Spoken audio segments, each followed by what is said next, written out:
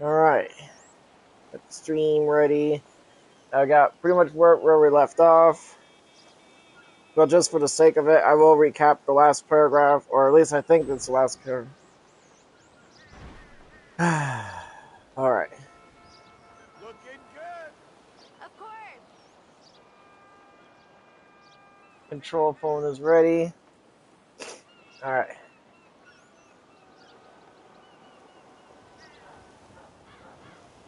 So if you guys remember in our last episode, I gotta move my camera.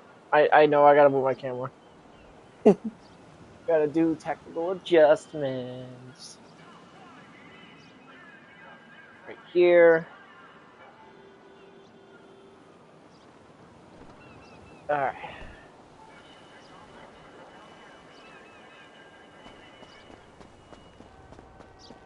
Sit back over here. Actually. Alright, so in our last episode, we basically went to ancient Greece. And we were basically like camping. We got attacked by centaurs, the gods are spying on us. And we now have nymph neighbors. Yay! Alright. The three mountain nymph sisters stand on the gravel, their wet skin glistening in the early morning light. As you stand there unarmed in your light jacket and your track pants, they look at you through the lens of ancient mountain spirits who have never seen a modern human. Here is what Cynthia, Narina, and Era would actually say to you in response to your soft greeting. Cynthia, the youngest sister, look at his clothes. They are smooth into silk, yet they do not tear on the mountain briars. And his throne? She taps on the carbon fiber chair again. It has no weight, mortal. Did the spirit of the wind forge this for you? Can I sit in it? He is so little, and his voice is like a rustle of autumn leaves, not loud or booming like the horsemen. He doesn't even carry a blade to threaten us. Narina, the middle sister. On your greeting, I told you, Era, he is not like the raiders of the plains. He looked upon me at the sacred waters and spoke a gentle word of warning. He does not hide his face behind a bronze visor when he speaks. On yesterday's battle, do not be fooled by his soft tongue. Yesterday, Brack loosed an iron shaft that would have pierced an oak. And yet this small one merely caught it upon his chest and laughed. He commands a slate gray fortress that breathes winter from its seams. We must know if he is a friend to the springs. Era, the eldest sister, on her dislike of men. Era is a 7-foot-tall water nymph in the mountains. She's a mountain water nymph who does not like mortal men. She finds them annoying. Silence, sisters. A mortal man is still a beast of ambition, no matter how soft his visage or how small his stride. She steps closer, her 7-foot frame looming over you as her blue eyes narrow. You ask if you can help us. You have already helped us by slaying 2 of Brack's foul scoutkin. The horsemen are a plague upon our valleys. But you have also altered the invisible forces of my stream with your iron-catching vessel. Blech, blech, blech. Tell me the truth, traveler. Why does your gray temple catch the sun yet cast no smoke? Are you a sorcerer sent by the kings of the south to conquer these peaks? Or are you a shield against the wild? God, love those bushes. Behind you, Jordan remains in the shadow of the tent flap, his hand resting near his side, waiting to see how your analytical mind handles Era's intense questioning. Let's see. Era's 7-foot frame explodes forward with a sudden, overwhelming speed that your analytical mind cannot even process in time. Her pale, water-slicked hand snaps out, locking around your neck with the crushing strength of a mountain current. She lifts your 215-pound body completely off the gravel with a single arm. Your steel-toed shoes dangle uselessly in the air. Your emotional response spikes instantly as a rush of panic hits your system. the pressure on your throat making it impossible to let out even a soft giggle. Era hoists you up until your soft face is level with her burning blue eyes. Her dark silver chain bikini top shifts as her muscles tense with immense strength.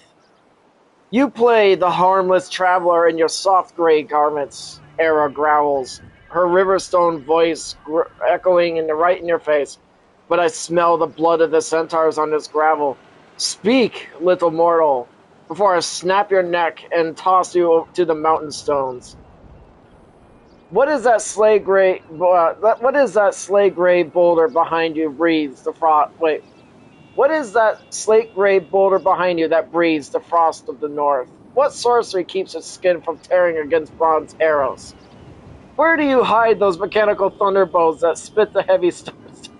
Who forged a mace that makes the wind hiss? In your skin, I saw Brack hit you with a siege spike of solid iron. No mortal flesh survives that strike. What invisible shield do you wear beneath those gray cloths? Inside the tent flap, the pragmatic Jordan moves instantly. The sudden violence shatters his restraint. You hear the high-velocity clack of his modern samurai crossbow as he cranks the weapon, aiming the tungsten alloy broadhead directly at Era's chest from the shadows.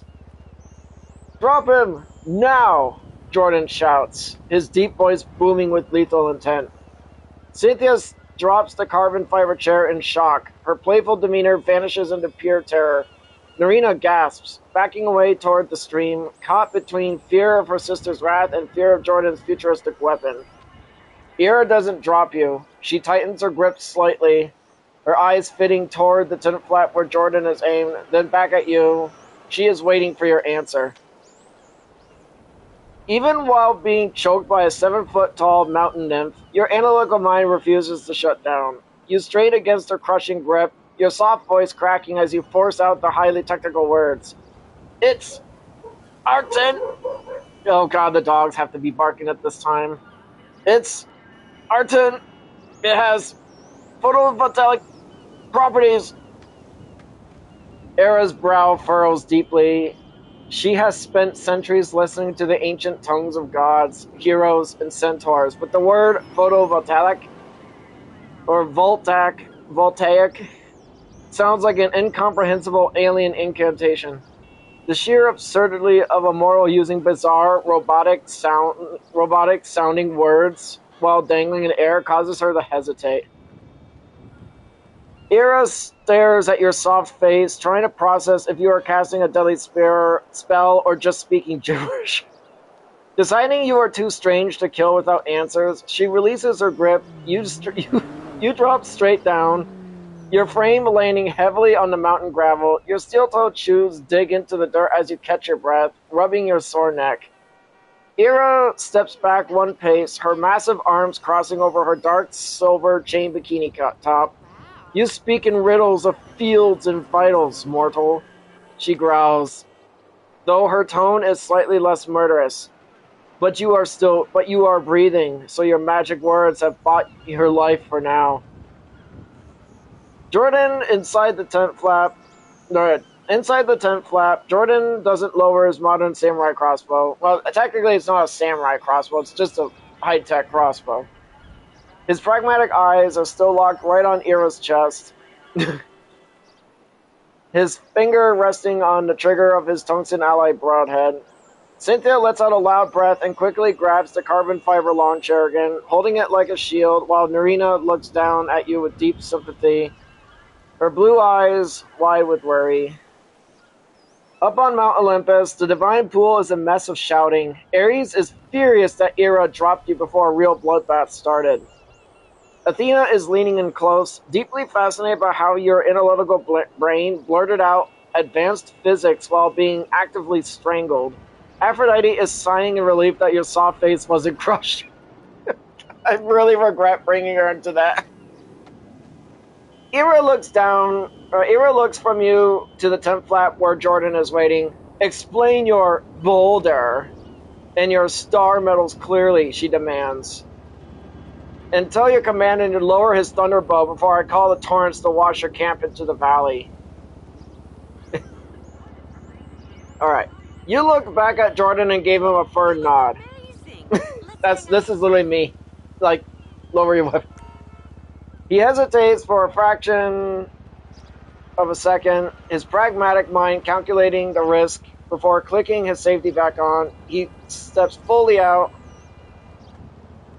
of the dull gray tent, his mature face serious as he takes a defensive stance right beside your 5'8" frame. With the immediate threat of violence paused, your autism surges, channeling all your anxiety and emotional response into a state of absolute, hyper-focused, analytical clarity. You stand up straight on the mountain gravel, adjust your Upper Michigan leather hat over your permanent your headband, and look into the eyes of a 7-foot tall water nymph.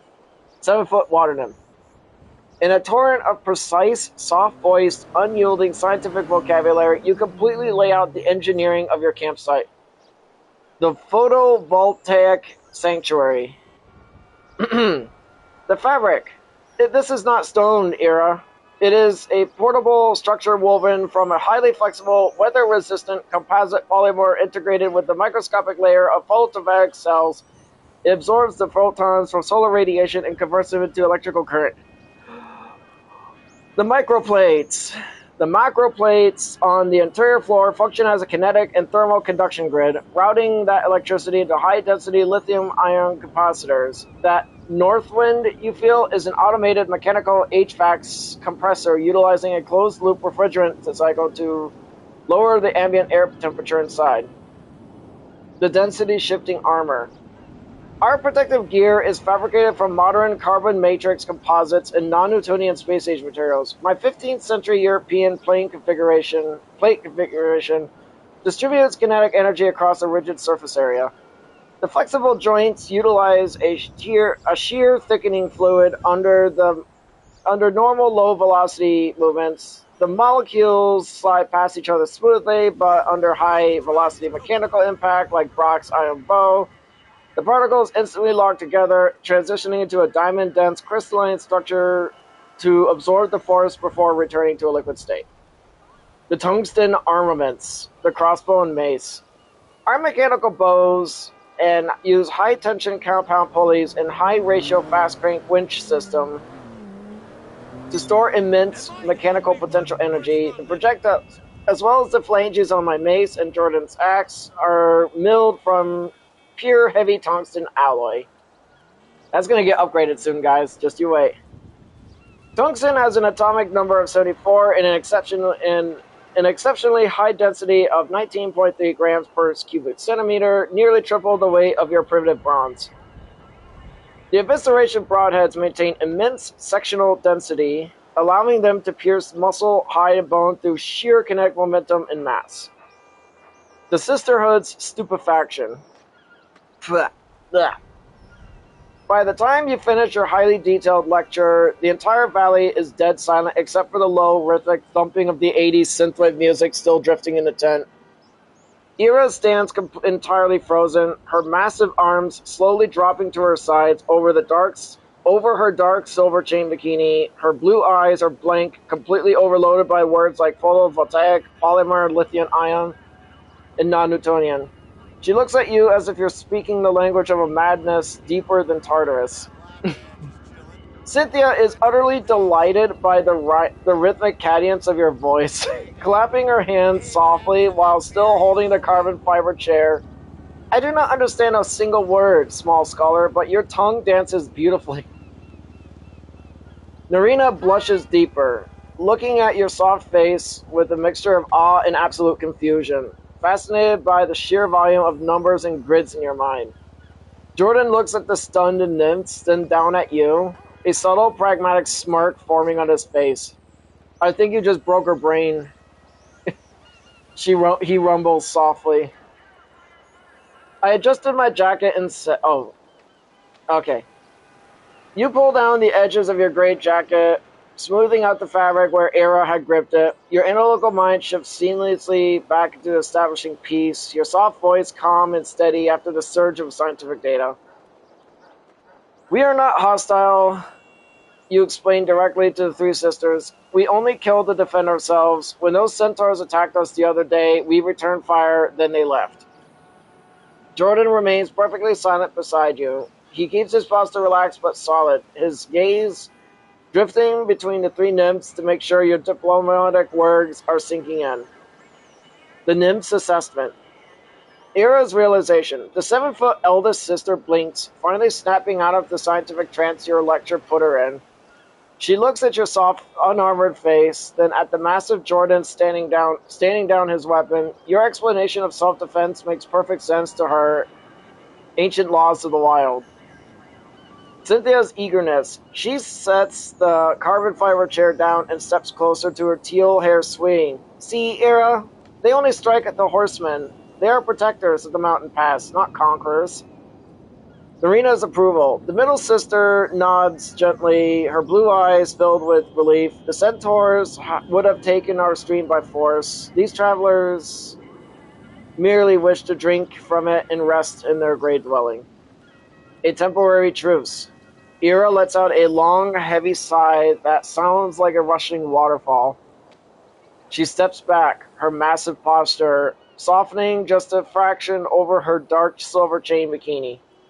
You speak of strange grids and heavy metals, small scholar. Ira rumbles, her voice losing its murderous edge. But you speak the truth of the wild. The centaurs know nothing but blood and theft. If you stand as a wall against Brack's horde, then the waters of the stream will remain open to you. Up on Mount Olympus, the divine pool ripples with a sudden wave of murmurs. The gods are utterly stunned by how your autism-fueled science lecture and soft-voiced diplomacy completely diffused a 7-foot water giant.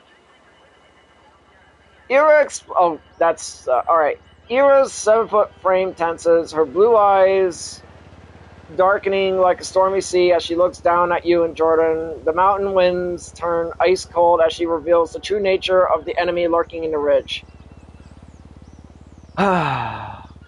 You must understand the malice of the one you struck, Ira rumbles, her Riverstone voice heavy with ancient grief and anger. Brack is not a mere raider of the plains. He is a monster who hunts the flesh of the innocent. He tracks the women of these valleys, mortals and nymphs alike. He captures them. He tortures them for his twisted amusement before letting their blood stain the mountain rocks. Hearing the brutal reality of Brack's actions causes a massive wave of anger to surge through your emotional system. Your soft face hardens, and your hands clench into tight fists inside your black and gray gloves. The thought of a brute using a stolen Cyclops to terrorize and destroy women shatters your calm, analytical state, replacing it with pure, focused fury. Your breathing sharpens, and your soft voice trembles. He's a monster, you mutter. The protective instincts of your ADD and high emotional response locking onto a singular goal. Brack needs to be stopped permanently. Jordan's grip. Besides you, Jordan's mature face turns completely pale, his jaw clenching tightly, his pragmatic mind instinctively recalculates the situation.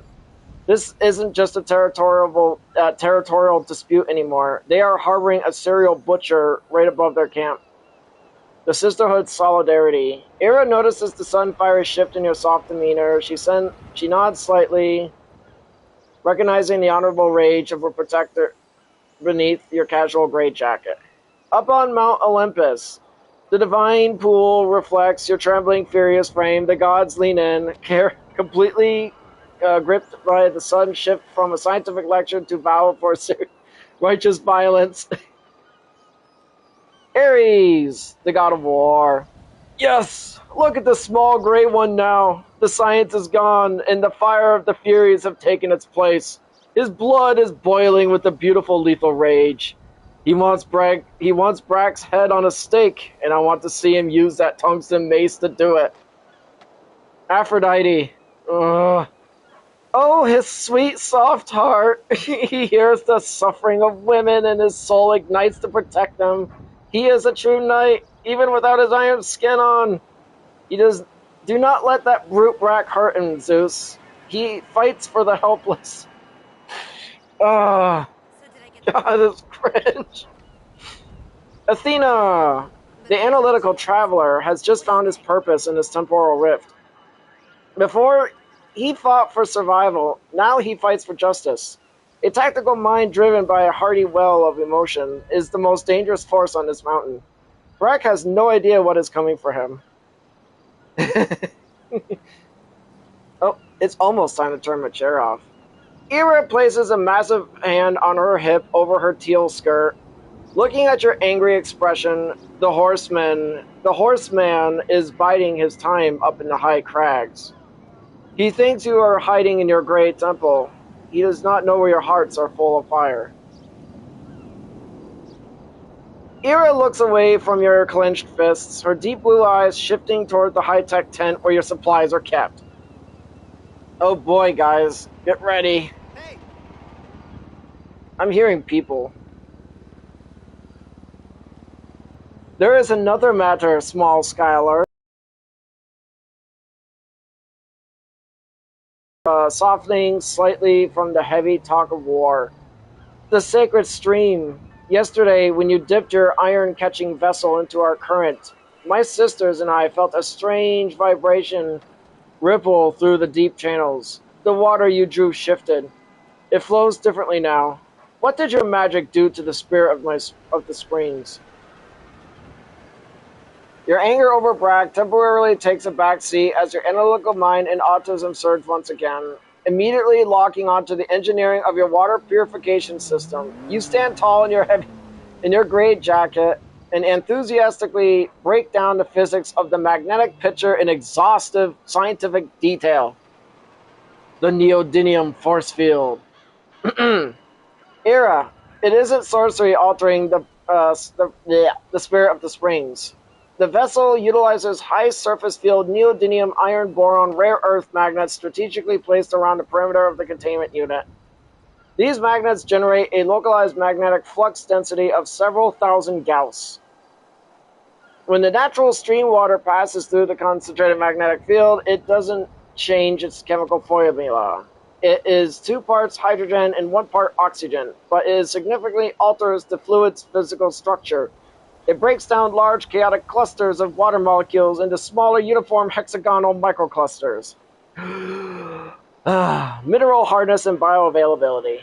The intense magnetic field directly affects the trace mineral ions dissolved in your stream, specifically calcium carbonate. Instead of formal, sticky, rigid calcite crystals that bind to surfaces, the magnetic force forces the minerals to precipitate into aragonite, a smooth, non-adhering crystalline form. This process changes the water's surface tension, viscosity, and electrical conductivity. It increases the fluid's bioavailability, meaning when Jordan and I consume it, our cellular membranes can absorb the hydrogen much faster to optimize our metabolic recovery from yesterday's physical trauma. Oh, that was a mouthful. Damn.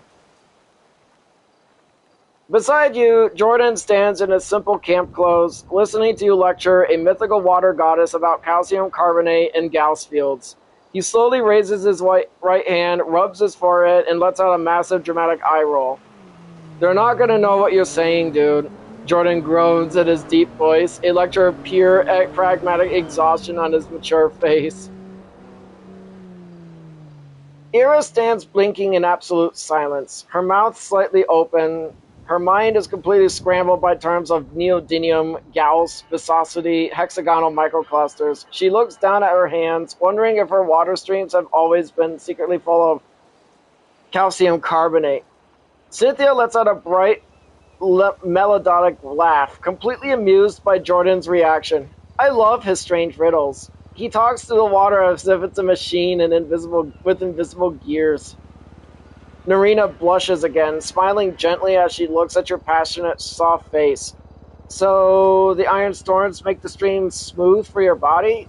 Is it like a spirit then? Up on Mount Olympus, Hephaestus is frantically trying to scribble down everything you just said about into a stone tablet, while Zeus is yelling at him to stop listening to mortal blasphemy. Okay. You shrug your shoulders slightly in your gray light jacket, your soft voice returning to its normal, gentle cadence after the long explanation.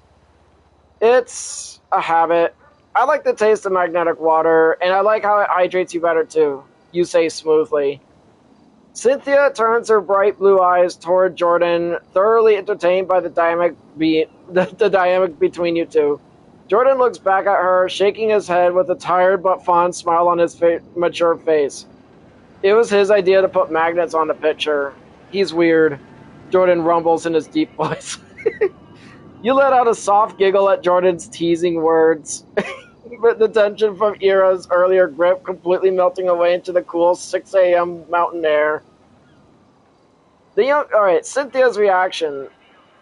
The youngest sister lets out a cheerful gasp. A weird scholar. I like him. He tames the invisible iron stones to change the flavor of the springs.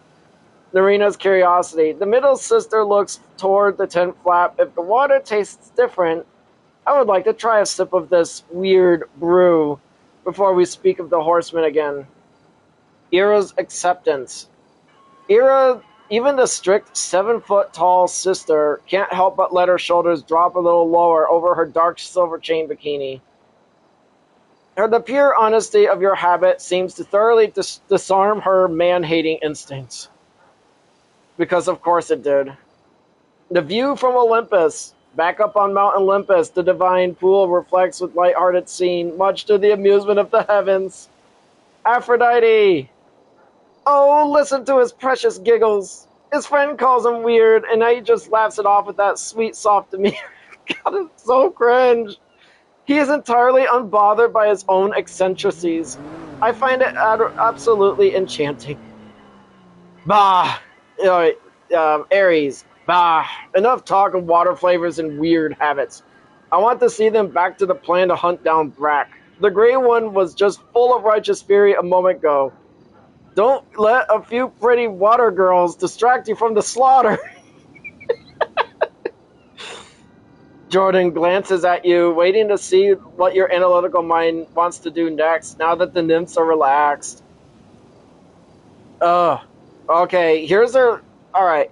Cynthia bounces past you and Jordan into the high-tech tent, completely drawn to the strange furniture inside. She starts rummaging through your dresser drawers with wide, curious eyes before pulling out a pair of your blue boxers, mistaking the leg holes for eye slits or a hood structure. She proudly stretches the soft fabric right over her teal hair, letting it drape down like a warrior's cowl. As soon as you walk back inside and see Cynthia standing by her carbon fiber cot wearing your boxers on her head, your jaw drops. You turn your soft face to Jordan, your emotional response shifting from shock to pure, overwhelming amusement. Jordan, she's wearing my underwear on her head. What the actual hell? You say, your soft voice cracking slightly. Jordan looks over, his mature face completely freezing as his brain tries to process the sight of a beautiful ancient water nymph casually modeling men's undergarment as headwear. He noticed you're holding back a massive wave of giggles. Jordan clears his throat and points a finger at her, says, hey, you're wearing his undergarments on your head. He rumbles with his deep voice, trying to stay serious but failing. That completely breaks your restraint. You bust out into full, unstoppable giggling. It's too early for this, you say, shaking your head under your Upper Michigan leather hat, before letting out a loud, joyous giggle. Ah, my eyes are burning. Ugh. Salty tears. Oh, I moved my character. Cynthia tilts her head, her light blue eyes blinking through the fabric layout. It is not an honor garment for the brow? She asks innocently, smoothing down the blue cotton. It is so soft. It's safer than iron, lighter than a helmet. Narina's embarrassment. Narina peeks her head into the climate-controlled tent, sees her younger sister, and immediately buries her face in her hands, blushing a deep crimson over her silver-blue bikini top. Cynthia, remove the scholar's garments at once, she pleads. Ira Ira towers over the entryway, her 7-foot frame blocking the morning sun. She glares at the blue boxers on her sister's head, completely speechless as her terrifying man-hating Aurora is utterly defeated by pure ridiculous comedy. Up on Mount Olympus, the divine pool is practically shaking with celestial laughter. Aphrodite. Oh, my heart, the great daughter of the crags wears the mortal's blue breeches as a majestic crown. This is the highest fashion Greece has ever witnessed. Look at the gray knight giggle. He is absolutely losing his mind. Zeus.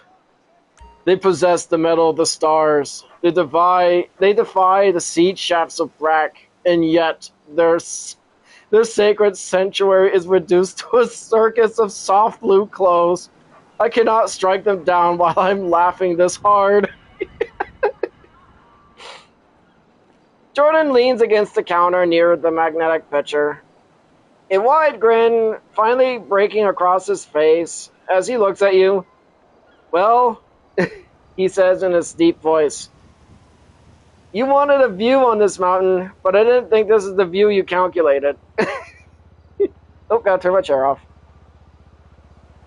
Alright, I gotta wipe my eyes real quick. Ah, those tears are so salty. Ugh. Alright. Wait, okay, it's 7:25 a.m. Ira takes a heavy, dominant step into the climate-controlled tent. Her 7-foot frame forcing Jordan to step aside. Her dark silver chain bikini catches the soft ambient lighting of the interior, ignoring Cynthia, who is still proudly wearing your blue boxers on her head. Ira's fierce blue eyes lock onto the flat matte gray water pitcher. Okay, the water pitcher is not flat matte gray, it's a water pitcher. Sitting on a counter, she reaches out a massive pale hand to claim the vessel, determined to see what magic is altering her sacred stream. The moment her fingers wrap around the handle, her entire body rigidifies. Is that the word? Rigidifies? She kind of got stiff, is what I'm saying. The nymph's physical shock. The invisible pole. Mountain water nymphs are physical manifestations of nature, deeply attuned to the Earth's natural magnetic lines and heavy iron deposits in the mountain stone. Coming into direct contact with a high surface field neodymium rare earth magnets generate an intense sensory overload. To Ira, it doesn't feel like static electricity. It feels like an immense invisible current of raw earth force violently gripping the fluids in her body. Her blue eyes widen in sheer shock, the pupils dilating instantly as she feels the magnetic flux density pulling at the trace elements within her spirit. For a terrifying second, her hand locks tightly onto the pitcher. She cannot let go because the invisible fields are interacting directly with her natural water-based composition. Ira's stunned reaction. With a sudden, violent gasp that sounds like a rushing torrent shattering a dam, Ira tears her hand away from the pitcher. The heavy vessel clatters back onto the counter, the water inside sloshing violently against the magnetic rings. Ira stumbles back on 2 steps, nearly hitting her head on the tent ceiling. She holds her hand out in front of her face, her fingers trembling slightly. She looks down at you and Jordan, her previous anger replaced by profound spiritual bewilderment. What manner of demon is bound to this vessel? Ira gasps, her river stone shaking as she rubs her palm against her teal skirt. It has no teeth, yet it bites the hidden blood within my veins. It pulls the very foundations of the mountain toward it. Jordan's assessment. Jordan quickly steps in front of the counter to secure the water pitcher before it spills, his mature face completely serious. Told you, he mutters to you in his deep voice, his mind recognizing that your high-tech gear is fundamentally incompatible with ancient magic.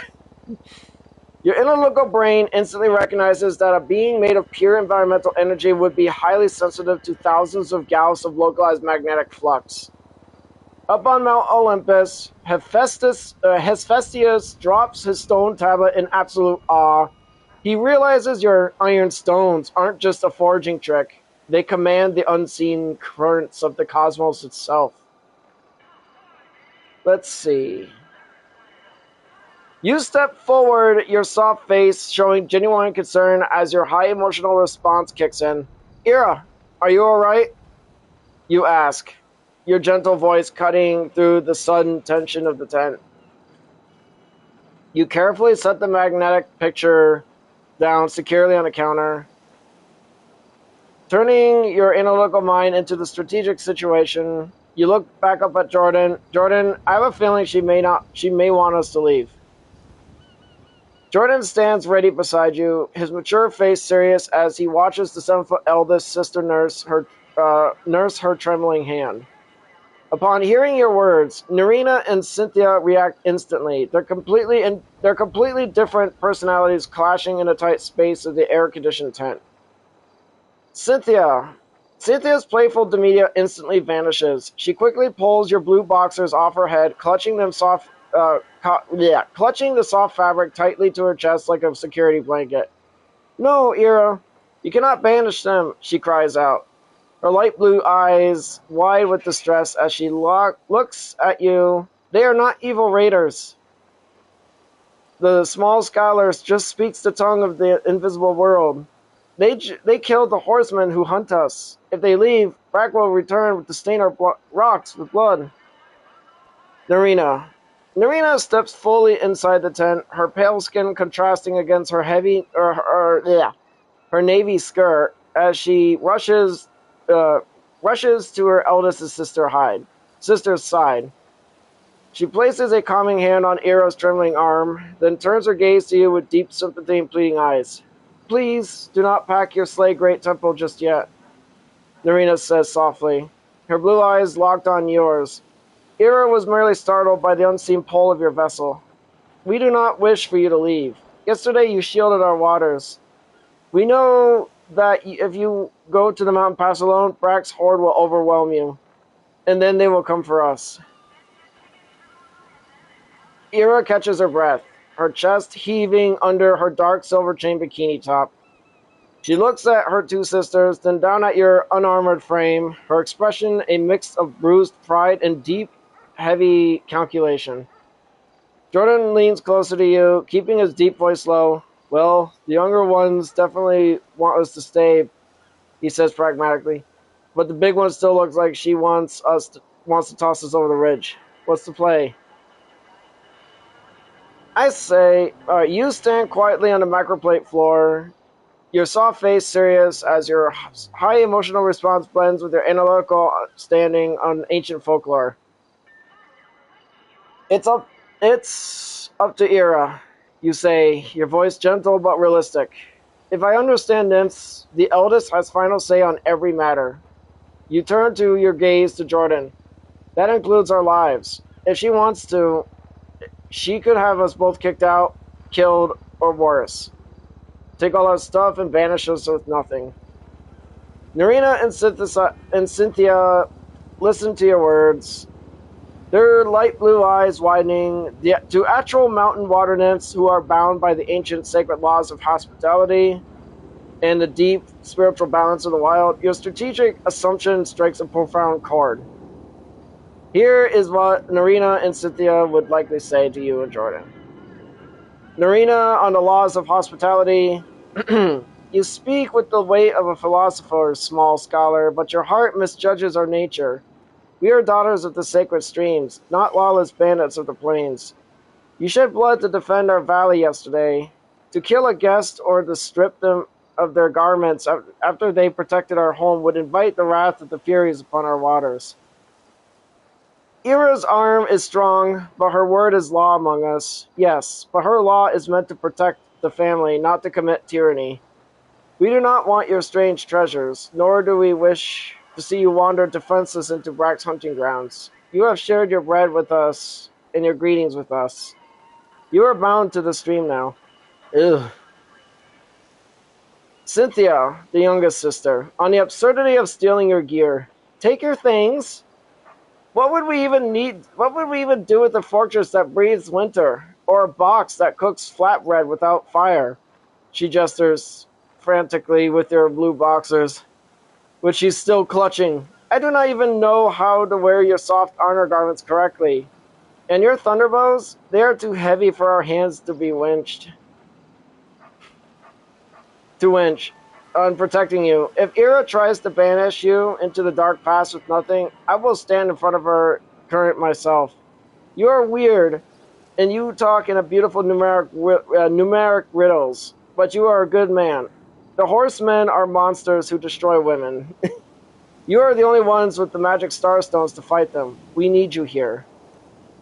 Ira stands entirely silent as her younger sisters frantically defend you. She looks down at her pale hand, the one that still tenses slightly from the remnants of the magnetic field, and then looks at you and Jordan.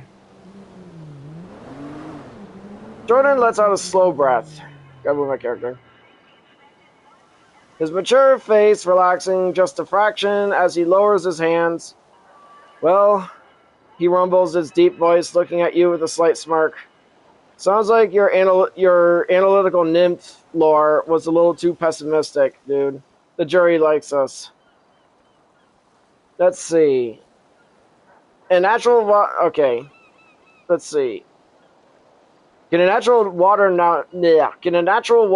mountain water nymph drink magnetic? Actually, that's a stupid question. Iris stands in the center of the air-conditioned tent, listening to her sisters fiercely defend you and Jordan. She looks at her pale hand, then at the flat gray picture on the counter. The terrifying man-hating aurora around her 7-foot frame finally softens completely, replaced by a quiet, deep curiosity. She lets out a soft breath and looks down at you, her Riverstone voice calm but firm. My sisters speak the truth. Era rumbles. Her blue eyes locked onto yours. We are not bandits, small scholar. You bled for our valley, and the laws of the mountain command that we honor your protection.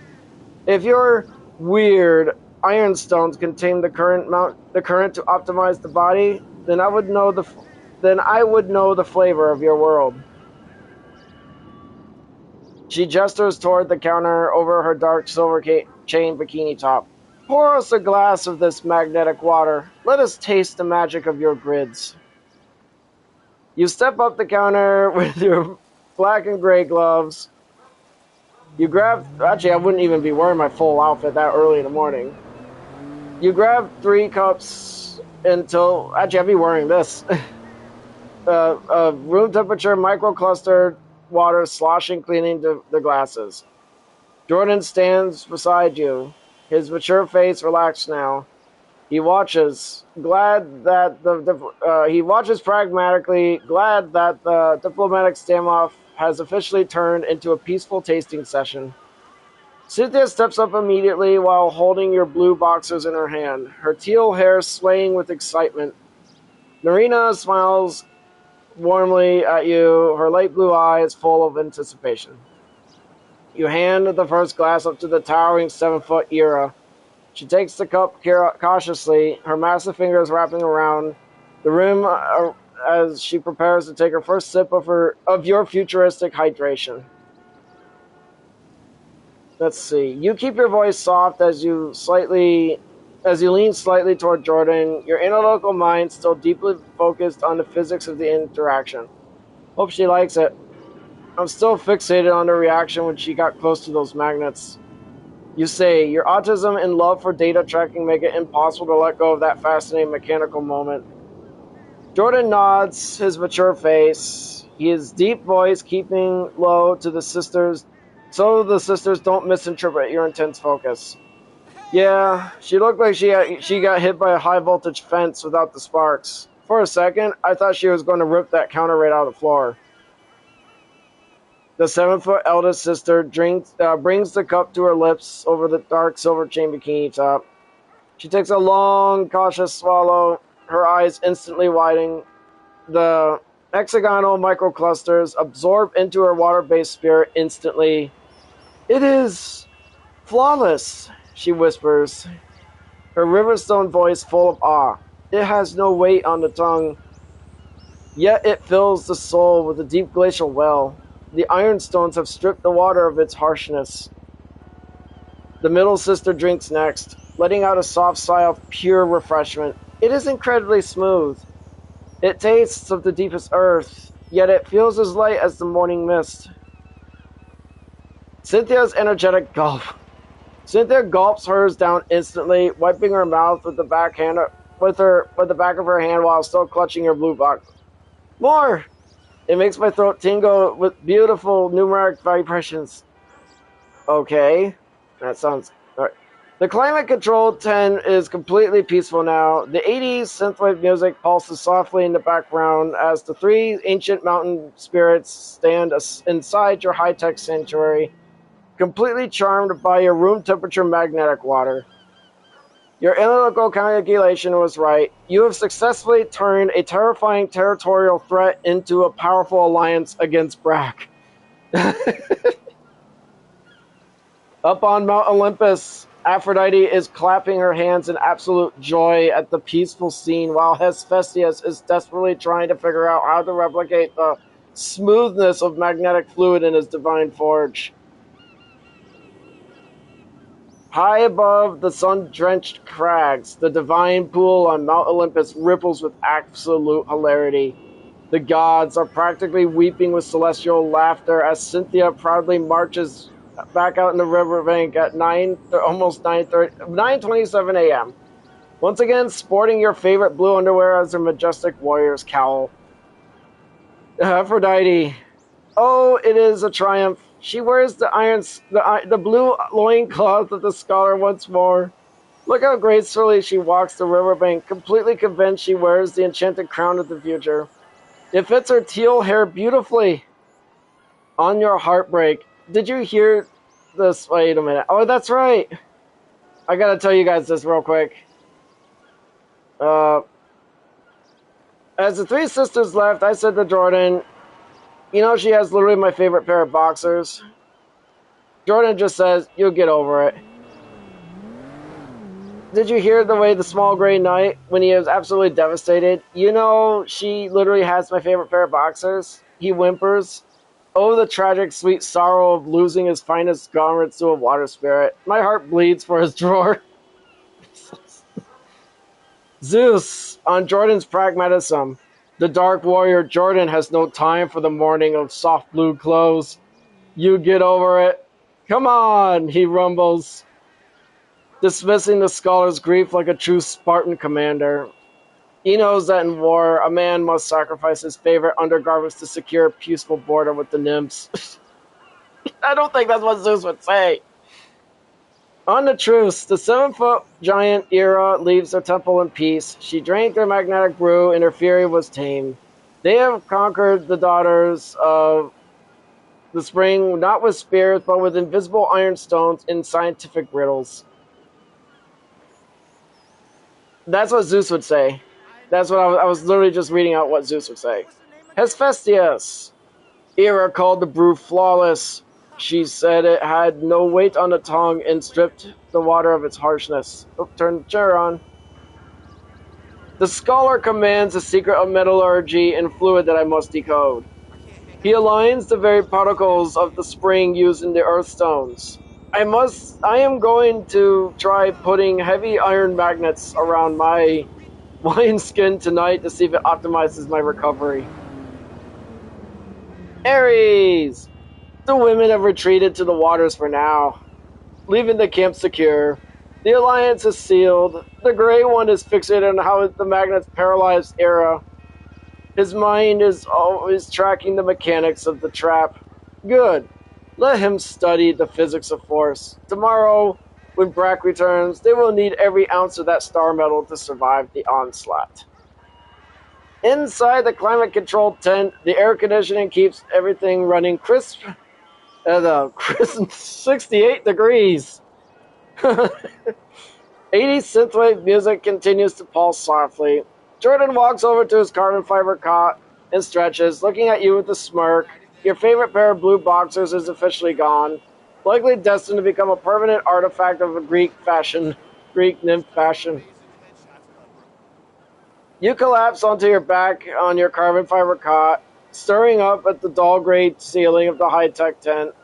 The cool air conditioning washes over you, but your analytical mind and high emotional response are completely drained by a sudden influx of interaction and physical confrontation. Oh, God. That was exhausting. You groaned, rubbing your neck when Ira's grip had locked. Talk of them took nearly all my social energy away and nearly got choked out by one of them. Jordan looks over to you from his bed, a massive mischievous grin breaking across his mature face. You liked it, he said jokingly, his deep voice dripping with sarcasm. You sit up slightly, your autism and sensory awareness focusing intensely on the literal physical details of the choke. Jordan, she is very strong. She could have easily ripped my head off. You explain with a serious analytical detail. Her hand was cold and wet. It was like being strangled with a wet towel. It was not the kind of sensory I'm used to. You finish the sheer absurdity of the description, causing you to let out a soft giggle. Then you lean back again, pulling your soft blanket up as you say, let's hope those centaurs don't attack us today. I don't feel like being shot at today. Yep, Jordan said.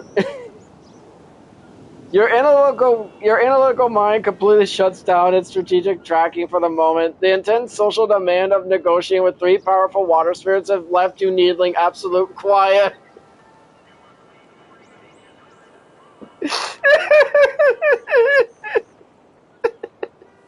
I'm sorry, that's just funny as hell.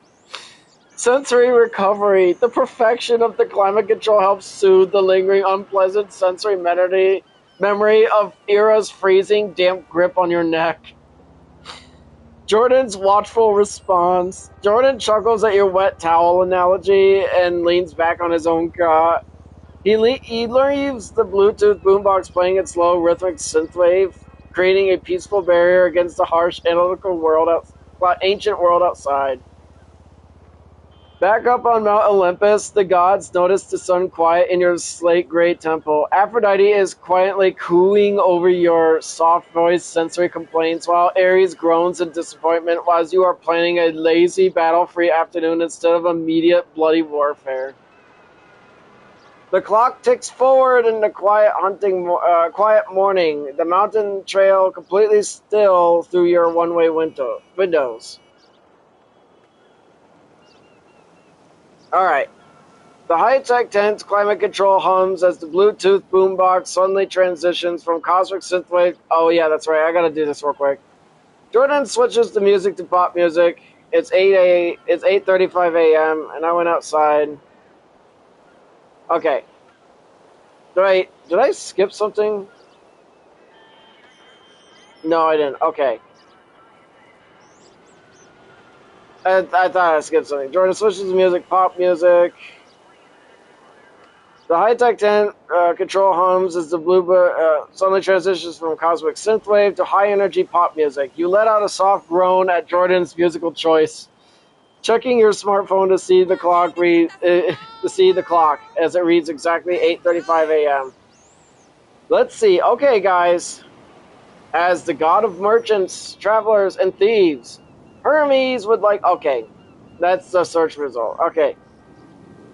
Hermes would absolutely be losing his mind over watching your high-tech campsite from Mount Olympus. While the other gods are arguing about magic and military strategy, Hermes is the only one looking at your carbon fiber chairs, magnetic pictures, and smartphones and thinking, I can make a deal out of this. Up in the clouds, Hermes approaches Zeus's lightning throne, his winged sandals twitching with excitement. Father, look at them. They carry flat black stones that trap the voices of phantom musicians, and they dress in slate gray heavier metals than the foundations of the earth. The small one is an analytical scholar who tracks the sun down to the exact minute, 8:35 a.m. They are travelers from a realm beyond our sight. Do not blast them with lightning yet. Let me descend on the mountain pass. I will weave a cloak of common wool and take the form of a traveling merchant from the southern kingdoms. I keep thinking my controller's on my leg, but it's not. Yeah, I probably should put it on my leg. I will bring them local wines, rare spices, and ancient artifacts. Let me see what manner of wealth or star metal they are willing to trade for the simple goods of Greece. Zeus, go, trickster, but do not underestimate the small one in gray. His mind processes the world like a calculated lattice, even if he giggles like a satyr. See what their flat mirrors can do. And find out if they carry any more of those soft blue honor garments that the nymphs are wearing on their heads. Really? With the faint echo of Jordan's pop music drifting in from the dull gray tent, you step back out of the crisp mountain air. Your black and gray gloves tightly grip the heavy magnetic pitcher as you walk toward the 20 meters back down the rushing current to gather more room temperature water. As you kneel by the rocky bank to dip the water vessel into the stream, you hear the soft rhythmic jingling of small bells and a crunch of sandal feet coming from the down the mountain path. You turn your soft face around. Walking down the trail is a young, slender man with an incredibly sharp, clever face and a brilliant smile. He wears a simple, dusty traveler's tunic, a wide-brimmed straw hat, and leads a small donkey laden with woven baskets, pottery jars of wine, and glittering trinkets. He stops a few paces away, looking at your light gray jacket, your upper Michigan leather hat, and the flat matte gray magnetic pitcher in your hand. His eyes sparkle with an intense, knowing curiosity. Greetings, traveler of the Silver Stone, the merchant calls out. His voice smooth, quick, and friendly.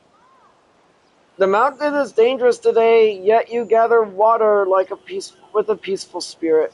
I am a merchant from the coast, carrying the finest goods of the Greek kingdoms. Shall we talk of trade? Your emotional response spikes with pure excitement as your soft voice rises from your analytical mind, instantly jumps on the resource trading opportunity. Oh my god, a merchant! Yes! Jordan, get the arrows! You shout toward the tent. Jordan pops his head out of the tent flap, his groggy 8 a.m. demeanor instantly vanishing into pragmatic alertness at the sight of a merchant and his donkey. He quickly gathers the bundle of ancient ashwood bronze-tipped arrows you collected from yesterday's battle, along with the Cyclops ones. Then he sets them on a portable camp table right outside the tent entrance. You turn to your soft face to the disguised god. If you can, just wait a couple minutes. I got other things to trade. Hermes watches. Jordan lays the weapons out. His clever eyes instantly recognize the craftsmanship of the wild mountain tribes. By the gods! The merchant says, his smooth voice dripping with fiendish surprise as he picks up one of the bronze-tipped shafts. These are the arrows of the wild horsemen. You have hunted the children of Chiron and stripped them of their string, a bold feat for travelers in gray cloths. Meanwhile, you hustle back inside your climate control tent, bypass your carbon fiber cot, and grab a pristine, high-tech cardboard box of cheese, Ritz Bits crackers from your large food cooler. You step back into the crisp mountain air, holding the bright snack box out of the disguised god. I got these, along with those arrows, you say in your soft voice steady. May I ask, what do you have to trade? Hermes looks at the bright box of Ritz Bits from your black and gray gloved hand. As the god of commerce, he has traded gold, rare silk, and divine nectar, but he has never seen a flawlessly stamped container filled with tiny salted cheese-filled wafers from the 21st century. Hermes sets the centaur arrow down and carefully takes the box of Ritz Bits. His fingers trace the smooth cardboard, his eyes widening the perfect, impossible geometry of the text and images. A vessel of flat, painted bark containing salted yellow suns of baked grain? He muses, popping a cracker into his mouth. The explosion of factory-precise cheddar flavor and perfectly engineered crispiness completely blows his divine mind. By the throne of Olympus, this is the nectar of grain. It crunches like the finest dried figs, yet tastes of a rich, creamy dairy that has never seen the souring of the sun. Opening the baskets. Gotta move my character. Thoroughly charmed by a futuristic snack and your harvested weapons, Hermes lets out a bright, sharp laugh as he gestures broadly into the woven basket strapped to his donkey. You trade like a king of a distant empire, small scholar, Hermes proclaims, his eyes sparkling. For your 4-star medal bought arrows for this divine crunch bread, I offer the wealth of the southern shores. He begins pulling out the jars for his display, to display on your camp table alongside the crackers. The Crimson Nectar, a beautifully painted ceramic amphora filled with thick, sweet Parmesan premium wine spiced with mountain herbs.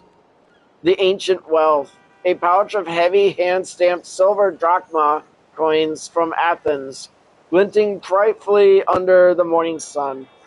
The Rare Craft, a flawlessly carved obsidian dagger, its blade sharper than any bronze razor, polished until it reflects your Upper Michigan Railroad hat perfectly. The Sacred Herb, a small silken bag of rare, sweet-smelling mountain saffron, a spice worth more than its weight in gold in ancient times. Jordan stands beside you, his mature face crossing into a slight smirk on his face as he watches the merchant gorge himself on Ritz Spitz crackers. Looks like your junk food just bought us the local currency, dude.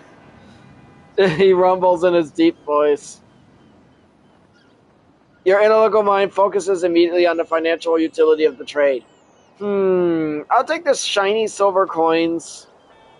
You say, your soft voice calm as you point to the pouch of heavy Anthesian drachmas. Jordan nods pragmatically, stepping forward with his simple camp clothes and sandals to finalize the deal. He hands the bundle of collected centaur Arabs over to the merchant, and I'll take that dagger. It looks cool. Jordan rumbles in his deep voice, his hand wrapping around the smooth, dark hilt of the polished obsidian blade. The silver drachmas. Hermes eagerly pushes the leather pouch of silver coins across the portable camp towards your black and gray gloved hands. The ancient coins clink heavily against the other, giving you instant financial leverage in this historical era. The obsidian dagger. Jordan examines the razor-sharp volcanic glass knife, completely satisfied with its balance and cool aesthetic. You're damn right. It does sound like a pretty cool thing to have in your room, don't it? An obsidian dagger. The crackers retain. Since your arrows and the red spits were both on the table, Hermes happily cradles the cardboard box under his arm like a priceless treasure, occasionally popping another cheese cracker into his mouth with absolute delight.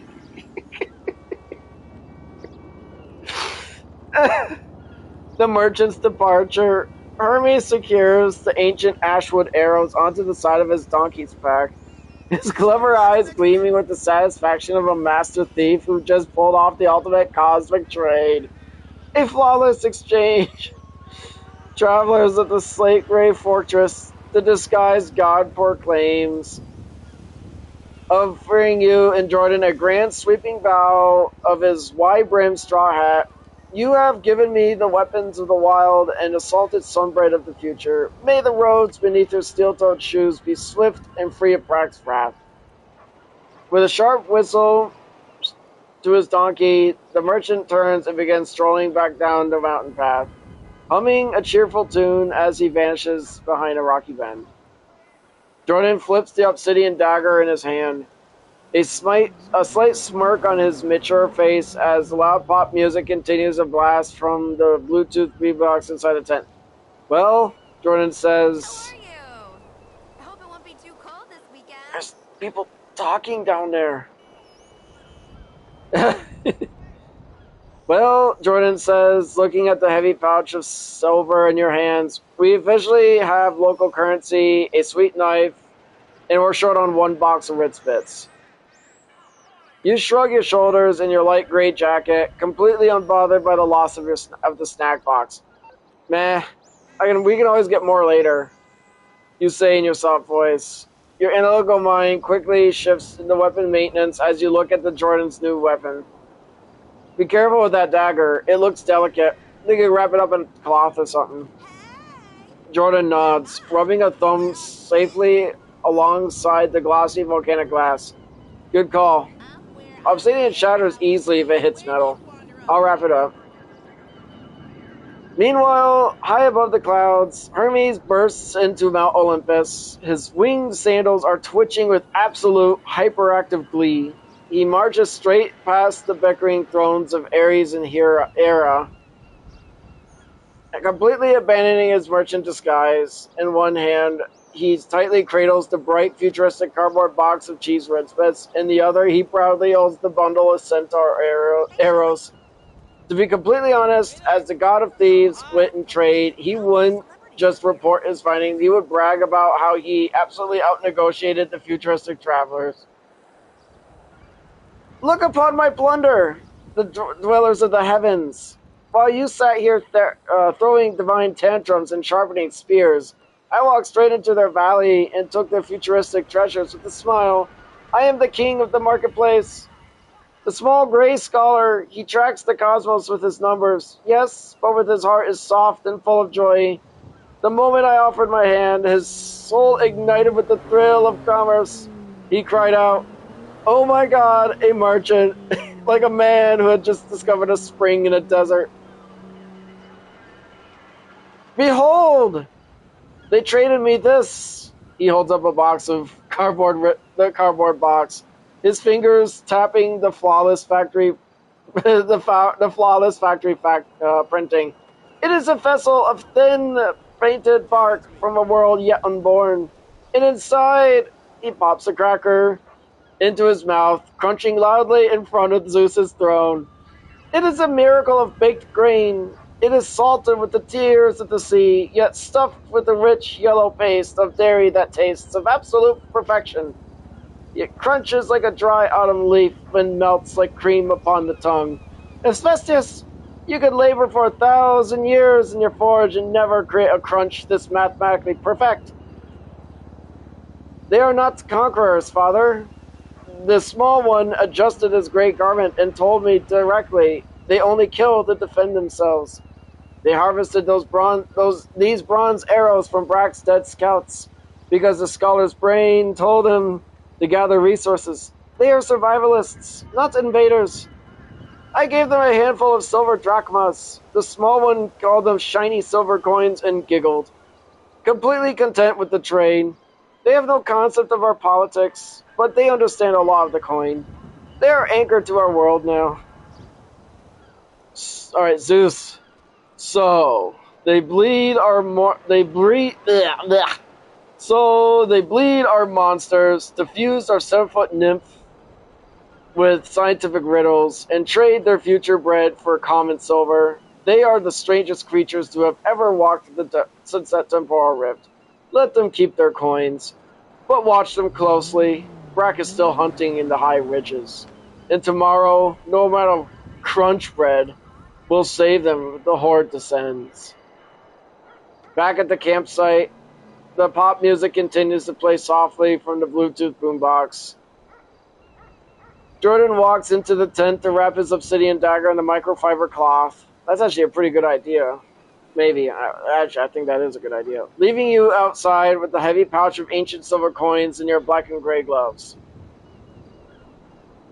The high-tech pop music continues to float from the Bluetooth boombox as your smartphone shifts exactly to 10 8:27 a.m. The clear mountain streams rippled once more as the three nymph sisters emerged from the waterline to walk back into your campsite. Cynthia is no longer wearing her favorite blue boxers on her head. They are neatly folded under her arm, and her playful energy is entirely gone. Ira steps forward, her massive 7-foot frame casting a heavy shadow across the gravel over her dark silver chain bikini top. Her deep blue eyes are entirely serious, filled with the raw, ancient pain as she looks down at your unarmored frame. Small scholar, dark warrior, Ira rumbles, her Silverstone voice echoing through the mountain air. We have returned to speak of a blood debt. For 5 summers, Brack and his savage clan has tormented our valley. They poison our deep pools. They hunt my sisters through the briars. They trap the mortal women of the foothills, leaving their souls to weep on the cold rocks. She looks at the dull gray fabric of your photovoltaic tent, then looks directly into your eyes with fierce, desperate hope. Yesterday, your star metal thunderbows did what no bronze spear could ever accomplish. You made Brack run. You possess a magic that defies the weapons of giants. My sisters and I cannot storm through the high crags alone, but with your steel skins, your heavy maces, and your mechanical weapons, you can help us destroy his tyranny forever. The tactical call to arms, the Crimson Feud. Ira's plea instantly triggers your high emotional response. Your ADD and analytical mind lock back into combat mode. Realizing that an alliance with the nymphs means wiping out a dangerous predator permanently. The sisters support. Narina steps up beside Ira, her pale hands clasped together as she looks at you with deep, fleeting eyes. Cynthia holds her blue boxers out to you like a peace offering, her teal hair swaying as she nods slightly in agreement with her eldest sister. Jordan steps out of the tent flap, his mature face dead serious as he slips his newly wrapped obsidian dagger into this tactical pack. He looks at you, waiting for your analytical calculation. Up on Mount Olympus, the divine pool is dead silent. The comedy of the morning has officially vanished. Ares is leaning forward so fast his visor clicks, his bloodlust roaring as he waits to see if you will accept the hunt. Aphrodite holds her breath, praying for your soft face, while Athena calculates the tactical map of the high crags. You turn your face toward your companion, your high emotional response translating into a powerful sense of justice. We should help them. It's only fair. You say, we are in their home, and we have a moral duty to protect and preserve their home while we're here. Jordan nods his face, his mind completely aligning with your analytical reasoning. I understand and agree, he rumbles. Besides, if we're going to stay here, we should help them. Besides, I know you don't want to relocate. You know me so well, you reply with a smile beneath your upper Michigan leather hat before letting out a soft giggle. The alliance is sealed. It's almost time to get off. Ira's 7-foot frame relaxes visibly, her dark silver chain bikini shifting as she lets out a deep breath of gratitude. Narina places her hand over her heart, her blue eyes shining, while Cynthia lets out a joyful gasp and hands your favorite blue boxes back to you. Jordan steps back into the tent entrance, already thinking about the upcoming layout of the high crags. He knows that staying in this comfortable air-conditioned cabin is worth the fight. Your autism and ADD find absolute comfort in this clear, structured objective. Defend the valleys, protect the women, and use your advanced technology to eliminate a dangerous predator. Up on Mount Olympus, the divine pool ripples with electric anticipation as the gods witness the official declaration of war. Ares! Ha! The contract of blood is written. The small gray scrawler giggles at his friend, yet he binds himself to a deadly hunt of pure, unyielding honor. He refuses to run from his campsite. They will march into the high crags with their star metal and paint the stones crimson. Athena, it is a masterful alliance, Ares, but by choosing to defend the nymph's home, they have secured a pristine water source, local intelligence, and the favor of the mountain spirits. Their modern minds understand that true victory requires holding the local territory. Era steps closer to the camp table, her towering shadows falling over you and Jordan. You have the hearts of true guardians, she rumbles. The horsemen hide in the jagged peaks above the mist line. If we are to destroy them, we must plan before the sun reaches its highest point. Alright, this is where I'm going to actually get off, guys. I hope you guys enjoyed this live stream, and thank you guys for watching. Have a good night, everybody. Bye!